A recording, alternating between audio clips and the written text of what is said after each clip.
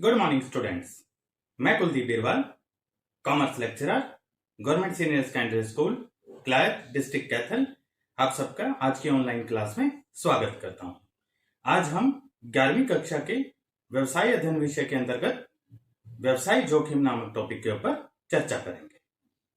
आज हम चर्चा करेंगे व्यवसाय जोखिम क्या होता है, इसकी प्रकृति क्या है और इसको कौन कौन से कारण जो है वो प्रभावित करते हैं, व्यवसाय जोखिम क्यों उत्पन्न होता है और उससे कैसे बचा जा सकता है। तो चलिए शुरू करते हैं आज की ऑनलाइन क्लास व्यवसाय जोखिम।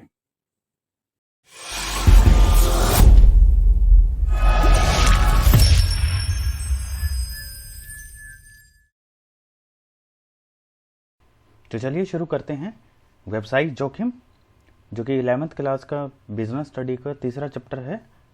इसके अंतर्गत जो है वो हमेशा की तरह हम फिर एक उसी प्रकार की एक लाइन से हम शुरू कर रहे हैं, जैसा कि हर वीडियो में हम करते हैं, जिसमें कहीं ना कहीं हमारे आगे आने वाली जो कंसेप्ट है, ये जो चैप्टर जो हमने शुरू किया, ये जो ऑनलाइन क्लास हमने शुरू करी है, उसका थोड़ा सा आइडिया हो जाता है। तो लाइन क्या है, ये अनिश्चितता जोखिम को जन्म देती है या फिर अनिश्चितता जोखिम की जन्मदाता है। अनिश्चितता मतलब ऐसी चीज जिसका हमें पता नहीं है। तो जिस चीज का हमें पता नहीं है, आगे आने वाले समय का हमें पता नहीं है, तो हम ये नहीं कह सकते कि आगे आने वाले समय में हमें किस प्रकार की परिस्थितियों का सामना करना पड़ेगा। तो उस परिस्थिति को हम जोखिम की श्रेणी में हम ले लेते हैं कि हो सकता है ये हो जाए, हो सकता है वो हो जाए। तो अनिश्चितता हो सकता है मतलब हो भी और ना भी हो। तो उसी के बारे में आज हम चर्चा करेंगे। व्यवसायिक जोखिम, हमें क्या क्या जोखिम हो सकते हैं इन फ्यूचर और उसके लिए हम किस प्रकार से हम तैयारी करके चलें। तो इसलिए इस लाइन से आपको थोड़ा सा एक आइडिया हो जाएगा कि अनिश्चितता जोखिम की जन्मदाता है। चलिए आज हम क्या सीखेंगे। व्यवसायिक जोखिम का अर्थ हम सीखेंगे कि क्या होता है वो। व्यवसायिक जोखिम की प्रकृति हम जानने का प्रयास करेंगे, नेचर कैसी है उसकी, और अंत में व्यवसायिक जोखिम के कारणों का पता लगाने का हम प्रयास करेंगे। चलिए शुरू करते हैं। सबसे पहले व्यवसायिक जोखिम का अर्थ, हमेशा की तरह पहले परिभाषा फिर उसके अर्थ को समझेंगे। मिस्टर व्हीलर क्या कह रहे हैं, जोखिम हानि का संयोग है, यह किसी प्रतिकूल घटना के होने की संभावना है। मतलब जोखिम जो है, जोखिम को हम किस श्रेणी में ले रहे हैं कि हानि की श्रेणी में हम उसको ले रहे हैं। हानि जैसी संज्ञा हम उसको दे रहे हैं, एक ऐसी प्रतिकूल घटना है जिसके बारे में हम सोच नहीं सकते, जिसके बारे में हम नहीं चाहते कि वो घटना हो, उसके होने की संभावना को व्यवसायिक जोखिम की श्रेणी में मिस्टर व्हीलर ने डाला है। हार्डे क्या कह रहे हैं, लागत, हानि या क्षति से संबंध में अनिश्चितता को हम जोखिम कहते हैं। ठीक है, ऐसी कोई भी लागत लग जाए जिसको हानि या फिर क्षति का मतलब कोई टूट फूट हो जाए, कोई नुकसान हो जाए, उसके संबंध में अगर कोई लागत हमारी लगने के जो है वो चांस इन फ्यूचर में हो जाए, अनिश्चितता हो जाए, तो हम उसको जोखिम की श्रेणी में हम ले लेते हैं। या फिर हम साधारण शब्दों में अगर कहें हम, तो जोखिम व्यवसाय की सबसे प्रमुख विशेषता कहलाती है हमारे बिजनेस स्टडी में। व्यवसाय में इस विशेषता के पाए जाने के कारण व्यवसायिक क्रियाओं का भविष्य में लगातार चलते रहना होता है। इस वजह से, क्योंकि हम व्यवसाय जो है वो 1-2 दिन के लिए तो एस्टेब्लिश नहीं करते, हम तो इन फ्यूचर लंबे समय चलाने तक करते हैं, और भविष्य जो है हमारा वो अनसर्टेन होता है, यानी कि अनिश्चित होता है, जिसके बारे में कुछ नहीं कहा जा सकता। अनिश्चितता जोखिम को जन्म देती है, जैसा कि हमने बिल्कुल पहले स्टार्ट करते ही जो है वो पढ़ा। कल क्या होने वाला है इस बारे में निश्चित रूप से कुछ नहीं कहा जा सकता। व्यवसाय के संदर्भ में जोखिम के कुछ उदाहरण इस प्रकार दिए जा सकते हैं, इस प्रकार से हम समझ सकते हैं, जैसे उपभोक्ता की रुचि में अचानक परिवर्तन से बिक्री में कमी आ जाए, या अनेक प्रतियोगी फर्मों के बाजार में आने से प्रवेश कर जाने से लाभों में गिरावट आ सकती है। पहले हमारा कंपटीशन नहीं था मार्केट में, अब कंपटीशन में और भी जो है वो व्यवसायी आ गए, उससे क्या होगा, हमारे लाभ कम हो जाएंगे। स्टॉक किए गए माल के भाव में गिरावट आ जाए, मतलब जो माल हमने स्टॉक किया हुआ बेचने के लिए, वो हमने जिस कीमत में खरीदा, भविष्य में वो कीमत कम हो जाए, तो फिर वो भी हमारे जो है वो नुकसान की श्रेणी में, हानि की श्रेणी में आ जाता है। श्रमिकों के हड़ताल से उत्पादन बंद हो जाए, फ्यूचर में कभी श्रमिक किसी चीज के लिए हड़ताल कर दें और प्रोडक्शन रुक जाए, तो भी हमारा लॉस होगा। भूकंप से हानि हो सकती है, भूकंप किसी को नहीं पता, या फिर चोरी हो जाए, तो ये कुछ इस प्रकार से उदाहरण है समझने के लिए कि व्यवसायिक जोखिम की श्रेणी में क्या क्या चीजें हो सकती हैं। इस प्रकार व्यवसाय में सदैव हानि होने की संभावना बनी रहती है। भविष्य में व्यवसाय में हानि की संभावना को ही व्यवसायिक जोखिम कहते हैं। तो साधारण शब्दों में हो गया, व्यवसाय में हानि की संभावना को ही व्यवसायिक जोखिम कहते हैं। जोखिम को हानि कहना गलत होगा, क्योंकि जोखिम हानि नहीं बल्कि हानि की संभावना है। हुई नहीं है हानि, लेकिन हानि हो सकती है, संभावना है। तो साधारण से अर्थ में हम क्या कहें कि व्यवसायिक जोखिम से अभिप्राय अनिश्चितताओं के कारण व्यवसाय में अप्राप्य लाभ या फिर हानि होने की संभावना है। जो चीज हम नहीं सोच रहे लाभ होगा या हानि होगा, उसकी संभावना को हम व्यवसायिक जोखिम के नाम से जानते हैं। चलिए आगे बढ़ते हैं। बिल्कुल छोटा सा टॉपिक है और बिल्कुल आसान है। व्यवसायिक जोखिम की प्रकृति के बारे में हम पढ़ लेते हैं कि किस प्रकार की व्यवसायिक जोखिम हो सकती है। जोखिम अनिश्चितताओं का परिणाम होता है। जोखिम अनिश्चितताओं का परिणाम होता है। अनिश्चितता मानवीय हो सकती है, व्यवसायिक हो सकती है, प्राकृतिक किसी भी प्रकार की हो सकती है। मानवीय अनिश्चितता किस प्रकार की होती है, जैसे हड़ताल हो जाए या फिर चोरी चकारी हो जाए इत्यादि। व्यवसायिक अनिश्चितता क्या हो सकती है, जैसे कि मान का गलत अनुमान लगा लें कि फ्यूचर में मांग बढ़ेगी और ना बढ़ पाए, या फिर मूल्यों में परिवर्तन, फ्यूचर में हमने सोचा कि मूल्य इसका बढ़ेगा, ना बढ़ पाए या कम हो जाए। और प्राकृतिक अनिश्चितता जैसे कि भूकंप हो गया, सूखा पड़ जाना, या बहुत ज़्यादा बारिश बाढ़ आ जाना, या बहुत ज़्यादा हिमपात हो जाना, या कोई महामारी आ जाना, जैसे कि आज के समय में जो है वो कोविड-19 जो है एक महामारी जो है वो पूरे विश्व में आ चुकी है। तो अनिश्चितता, किसी को पता नहीं था कि 2019-20 के अंदर इस प्रकार की घटनाएं जो है वो घटित होंगी। दूसरा पॉइंट, जोखिम से बचा नहीं जा सकता। एक व्यवसायी जोखिम के जाल से नहीं निकल सकता। इसका एकमात्र कारण ये है कि व्यवसाय भविष्य के लिए किया जाता है, लॉन्ग टर्म के लिए किया जाता है, और भविष्य हमारा जो है वो अनिश्चित होता है, जिसके बारे में किसी को नहीं पता। हाँ, उन जोखिमों को हम कम अवश्य कर सकते हैं, भविष्य के लिए प्लानिंग करके आगे आएगा धीरे धीरे। चलिए तीसरा पॉइंट, जोखिम की मात्रा। जोखिम की मात्रा व्यवसाय के आकार के अनुसार होगी। अगर छोटे व्यवसाय होंगे तो जोखिम की मात्रा कम मिलेगी, बड़े व्यवसाय होंगे तो जोखिम की मात्रा बड़ी मिलेगी। आसान पॉइंट है। जोखिम का प्रतिफल, व्यवसाय को जोखिम उठाने के बदले में जो मिलता है हम उसको लाभ कहते हैं। ठीक है, जो जोखिम उठाएगा वो लाभ कमाएगा। जितना अधिक जोखिम होगा उतने ही अधिक लाभ होने की संभावना जो है वो बढ़ जाएगी। ये एक बिजनेस का एक फंडा होता है, जो जितना जोखिम उठाएगा उसको उतना ही लाभ होने की संभावना बढ़ जाएगी। फिर व्यवसाय की प्रकृति पर जोखिम की मात्रा निर्भर करेगी। जोखिम की मात्रा, जैसे जिस व्यवसाय में दैनिक उपयोग की वस्तुएं जैसे कि नमक, दाल, आटा इत्यादि का व्यापार किया जाता है, वहां पर जोखिम की संभावना कम होती है, क्योंकि माल लगातार निकलता रहता है हमारे व्यवसाय से, हमारी दुकान से। वहीं दूसरी ओर जिन व्यवसायों में फैशन से संबंधित वस्तुएं बेची जाती हैं, वहां जोखिम अधिक होगा, क्योंकि फैशन तो बड़ी जल्दी जल्दी बदलता है और स्टॉक में पड़े हुए माल के मूल्य गिरने की संभावना बनी रहती है। फैशन चला गया, माल जो है वो फिर बहुत कम भाव में जो है वो निकल पाएगा। तो ये कुछ जोखिम की हमारी प्रकृति है। और जो व्यवसायिक जोखिम के कारण हम जान लेते हैं, या फिर प्रश्न इस प्रकार से भी आ सकता है कि व्यवसायिक जोखिम कैसे उत्पन्न होता है। व्यवसायिक जोखिमों के उत्पन्न होने के अनेक मानवीय और प्राकृतिक कारण हो सकते हैं। हमने पहले ही पढ़ा था कि मानवीय अनिश्चितता हो सकती है, व्यवसायिक अनिश्चितता हो सकती है, पर प्राकृतिक अनिश्चितता तो डिटेल में पढ़ेंगे इसको हम।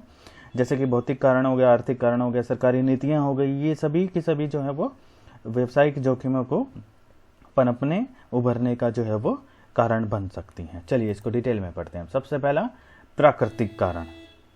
इसके अंतर्गत वे कारण आते हैं जो मनुष्य की पावर, शक्तियों से बाहर होते हैं, जिसपे मनुष्य का कोई कंट्रोल नहीं होता। मनुष्य केवल इनके बारे में सोच सकता है कि ऐसा हो सकता है, निश्चित रूप से कुछ नहीं बताया जा सकता, और इनको रोकना तो असंभव है। इनको हम 3 भागों में बांटकर जो है वो समझ लेते हैं। प्राकृतिक कारण 3 प्रकार के हो सकते हैं हमारे, जैसे कि मौसमी परिवर्तन, इसका व्यवसाय पर बहुत अधिक प्रभाव पड़ता है, जैसे कि आंधी, तूफान, बाढ़, सूखा, हिमपात, आगजनी इत्यादि इसके अंदर आते हैं, हमारे व्यवसाय पर जो है बहुत ज्यादा प्रभाव छोड़ते हैं। फिर भूगर्भ में होने वाले परिवर्तन, तो ये भी हानि हो सकती है, जैसे कि भूकंप के एक झटके से बड़ी बड़ी इमारतें एक सेकंड में नष्ट हो जाती हैं। तो लगातार भूकंप के झटके आते रहते हैं, तो जो जोखिम जो है वो लगातार बना रहता है। या फिर हमारा इसी के अंदर जो है वो हो सकता है कि जैसे कि बिजली गिरना, वायुमंडल में विकार उत्पन्न होना, टिड्डी दल का फसलों पर हमला बोल देना। आजकल काफ़ी प्रचलन में है ना, न्यूज़ में है कि टिड्डी दल आ गया, टिड्डी दल आ गया। कभी वो राजस्थान में जा रहा है, कभी वो हरियाणा के कुछ ज़िलों में आया था। तो इस प्रकार के जो है वो अनिश्चित जो है वो व्यावसायिक जोखिम होते हैं। तो ये हम सब प्राकृतिक कारणों में डालते हैं। दूसरा, मानवीय कारण। व्यावसायिक जोखिम को पैदा करने में मानव का महत्वपूर्ण हाथ होता है।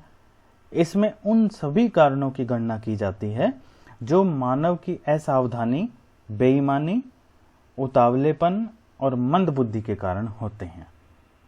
इस प्रकार से मानव द्वारा उत्पन्न जोखिमों को रोकना पूरे समाज और देश के लिए लाभकारी होता है। सावधानी, ईमानदारी, संयम, पूरा दिमाग लगाकर कार्य करना इत्यादि ये जोखिमों को रोक सकते हैं। क्या क्या हो सकते हैं मानवीय कारण? देखिए, कर्मचारियों की बेईमानी हो सकती है। जब व्यवसायी के पास काम करने वाले व्यक्ति ही वस्तुओं की चोरी करने लग जाए या रुपए चुराने लग जाए तो वो व्यावसायिक जोखिम की श्रेणी में आ जाता है, मानवीय कारण में। ग्राहकों की बेईमानी, जब ग्राहक माल चोरी कर लें या भुगतान करने में असमर्थ हो जाएं या जानबूझकर भुगतान करने से इनकार कर दें तो भी वो जोखिम की श्रेणी में हम ले लेते हैं। हड़ताल या तालाबंदी इत्यादि हो जाए, स्ट्राइक हो जाए, लॉकडाउन। कई बार प्रबंधकों द्वारा लिए गए निर्णयों से जो है वो श्रमिक जो काम कर रहे हैं वो असंतोष फैल जाता है, उनके अंदर असंतुष्ट हो जाते हैं। जैसे कि बोनस की कम घोषणाएं करना या बोनस कम घोषित करना, ये कुछ ऐसे कारण हैं जो तालाबंदी मतलब बिल्कुल फैक्ट्री के बाहर ताला लगाकर जो है वो वर्कर्स बैठ जाते हैं। हड़ताल हो सकता है, 1-2 दिन की भी हो जाएगी तो काफ़ी सारा लॉस हो जाएगा। फिर असावधानी से काम करना भी मानवीय कारण हो सकता है।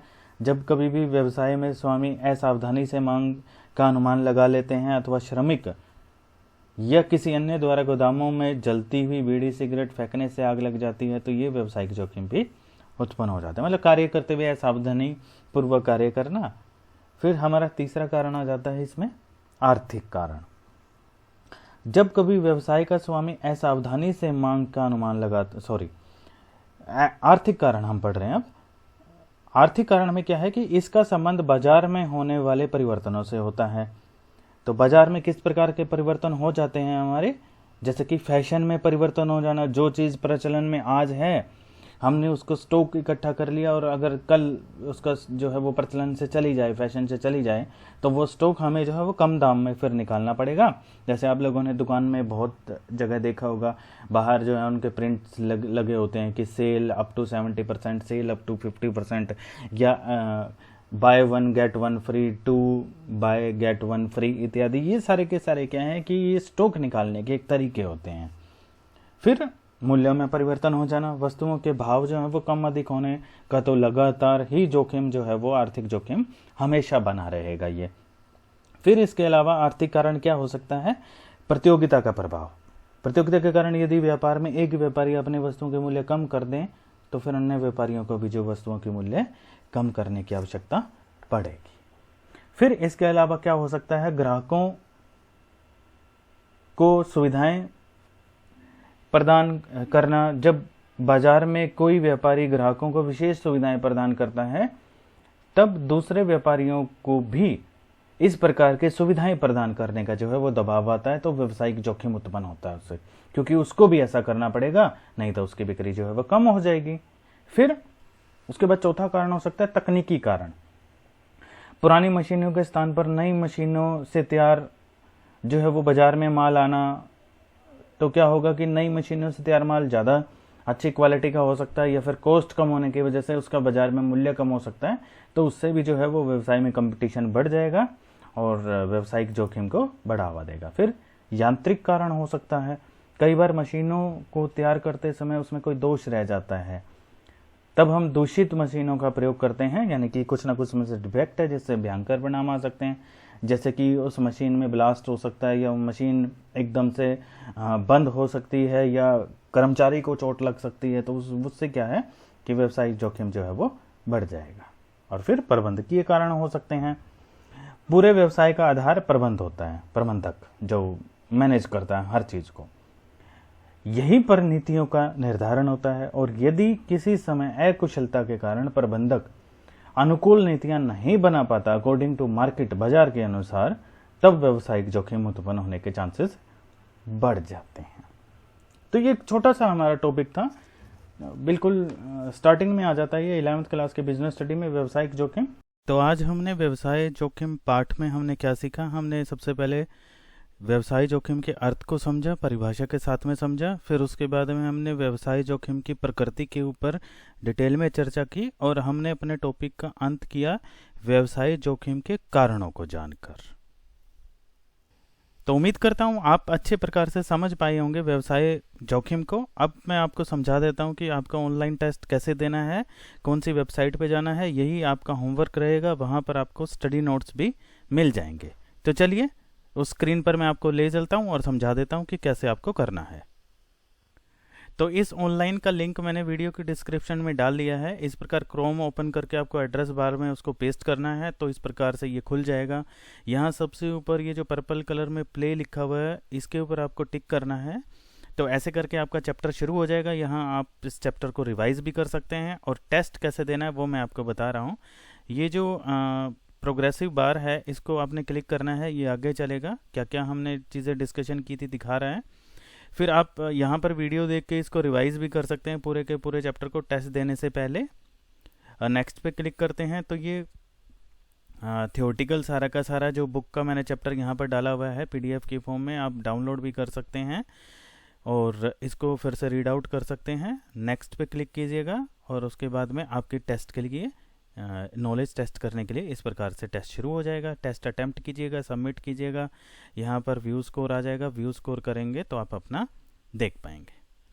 तो बच्चों उम्मीद करता हूँ पूरा का पूरा चैप्टर को समझ में आ गया होगा। जरूर टेस्ट दें और अपनी नॉलेज का अच्छे प्रकार से जो है वो जांच जरूर कर लें। आप सबका हार्दिक धन्यवाद।